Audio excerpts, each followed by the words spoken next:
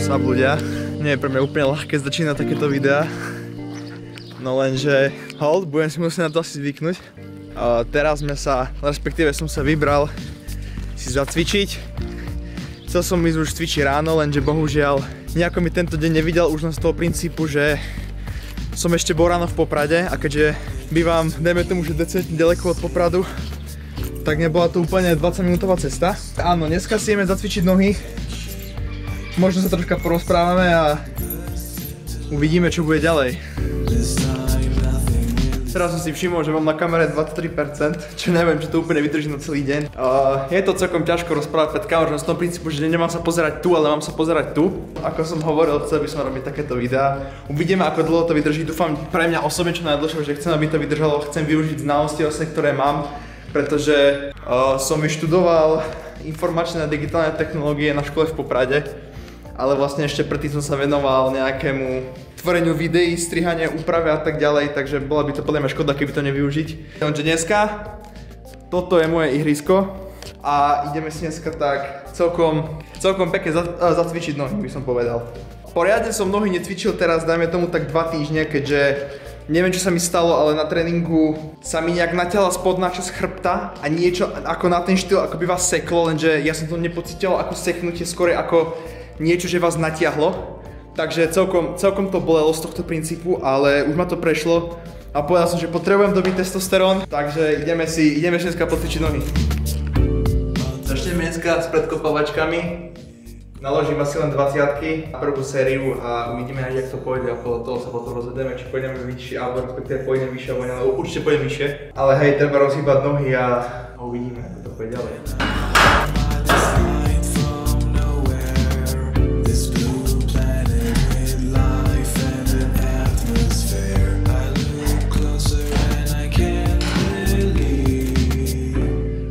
Celkom lightweight popravde, takže ideme si pridať lepšiu váhu.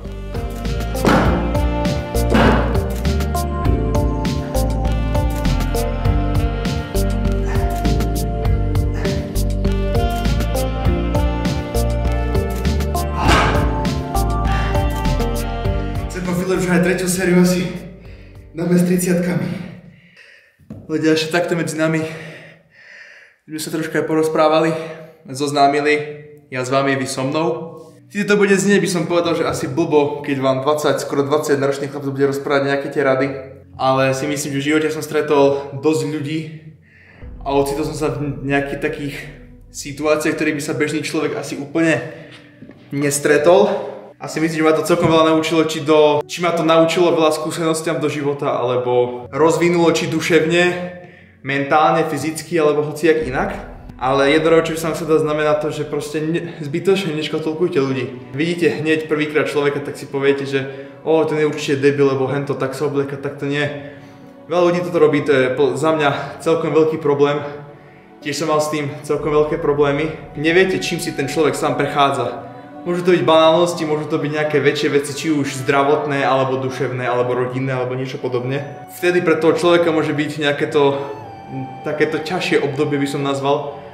To isté, či už hovorím aj o tom rozchode, hej, to akože čert to zober, len jasné, pre niekoho to môže zobrať inak ako toho druhého.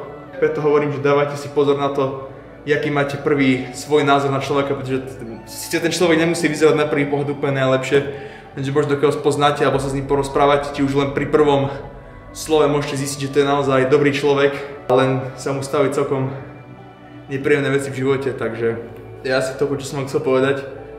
A ak som povedal, či si zoberete radu k srdcu od 20-ročného chlapca alebo nie, je už čisto na vás, ale chcem robiť presne takéto videá. Nejaké to seba zdokonalovanie, či už duševné, fyzické alebo niečo, lebo môžete byť, že nevyzerám úplne ani ja v svojej forme v takej, aký by som chcel vyzerať. Pupok mi odstáva, hej, cicky mám veľké, takže presne na toto treba ľudia dbať.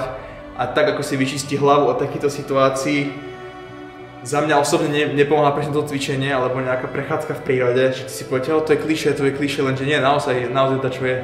Nájdete si svoj režim, nájdete si to, čo vás ukludní, čo vám zamestná hlavu nad tým, aby ste to aspoň troška vypli, lebo keď nevypnete, tak sa celkom duševne zblásnite. Ľudia, dávajte si pozor hlavne. Teším sa na tento projekt aj s vami, aj so mnou. Uvidíme, kam až ďaleko sa posuniem, či si splním svoje sny, lebo nebudeme si klamať moje sny. Necháme na ďalšie video alebo na ďalší deň, to sa dozviete ďalej.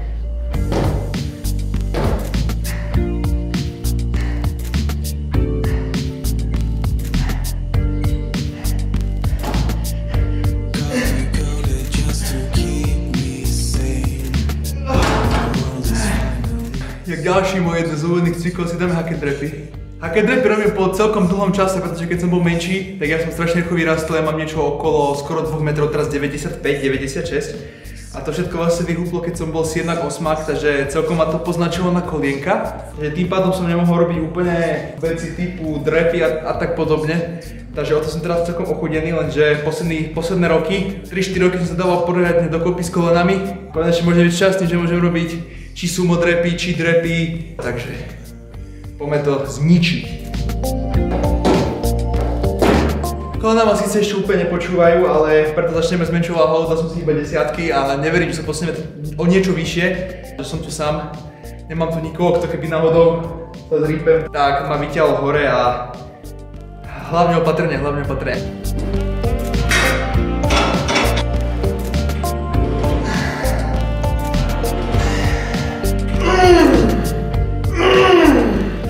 Zrejme jak pekne slabý kus, čo? Ešte jedna malá rada do života, neprirovnáte sa ku ostatným, či ku cvičeniu alebo hocičom inom. Nepomôže vám to úplne, máte svoje tempo, máte svoju nejakú komfortnú zónu, do ktorej sa budete dávať a nie do zóny ostatných, aby sa vám náhodou niečo stalo. A to som urobil 6.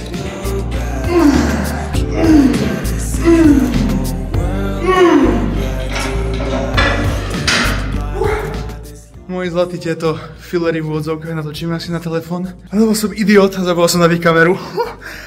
Skončil som hack and drapy. Dáme 3 cviky, no 4 s lítkami, tak som to myslel, akože 3 plus lítka, pretože cvičiť nohy bez lítok to odtras. Dáme si hamstringy a ideme si troška pobombiť. Celko low budget combo, ale postačí, keď starí kulturisti vedia úplne cvičiť celé telo 2 jednoručkami, tak toto absolútne nie je problém pre mňa. Ja moji teraz ideme zacvičiť, pre mňa osobne asi môj najobľúbenejší cvik na nohy. Ja neviem, aký to je presný názov toho, ale asi zakopávačky. Len tým, že ležím na bruchu a zdvíjam hore nohy. Ja osobne precvičujem viac tie nohy, keď ich mám, alebo hamstring, keď ich cvičím takto, keď ich cvičím na stroji.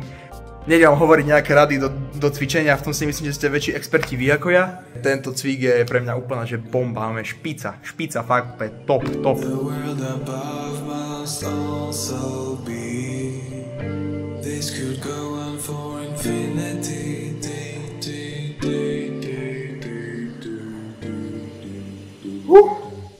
Tak my sa zoberieme 17, ale 15 hituje, si pane.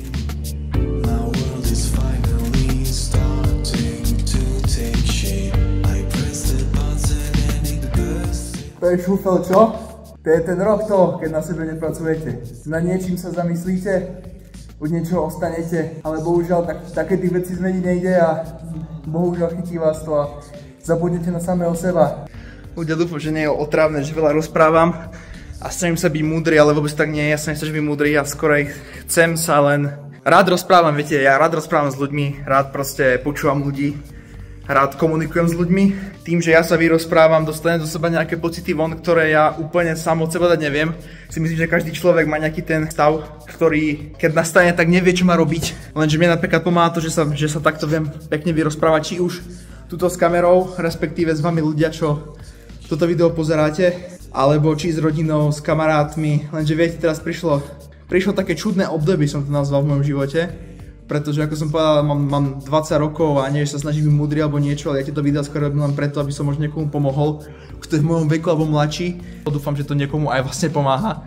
A keď nie, tak určite to pomáha mne, pretože viem sa vyrozprávať a viem dať nejaké svoje pocity von. Ako som zabudol povedať, tieto videá robím presne len preto, lebo chcem ukázať, aký je vlastne dneskajší život možno v tom prelome toho detstva a dospelosti. V tých 20 rokoch, 20, 23 niečo také, kým sa proste snažíte nejako začleniť sa do nejakej svojej roli v tom živote. Chcem nejako ukázať, možno pomôcť tým ľuďom, čo sa hľadajú a môžu sa zároveň hľadať so mnou. Môžu oni pomôcť mne, môžem pomôcť im ja. A tak to prišiel. Bomba. Ešte rýchlo ku koncu videa, pretože mi nevyšiel úplne taký, aký som chcel. Pretože prišli chlapci a veľmi ďakujem im, ktorí mi pomohli vlastne. Porozprávali sme sa o tom, ako dospelí ľudia a povedali mi, že aký je ich pohľad na to, ako sa oni k tomu postavili, pretože ako som povedal, každý človek si tým prešiel. Ale čo sa týka tréningu, nikde extra som nerobil, docvičil som nohy lítka iba, ponaťahoval som a tekám domov. Takže ľudia, ďakujem za podporu, naozaj podpora bola neskutočná. Z toho prvého videa, za čo vám veľmi pekne ďakujem všetkým. Neskutočne si toho vážim. Som rád, že mám v okolí takýchto ľudí a budem rád, keď to budú so mnou čo najdlhšie. Držte sa, buďte zdraví, dávajte si na seba pozor a pri ďalšom. Ahojte.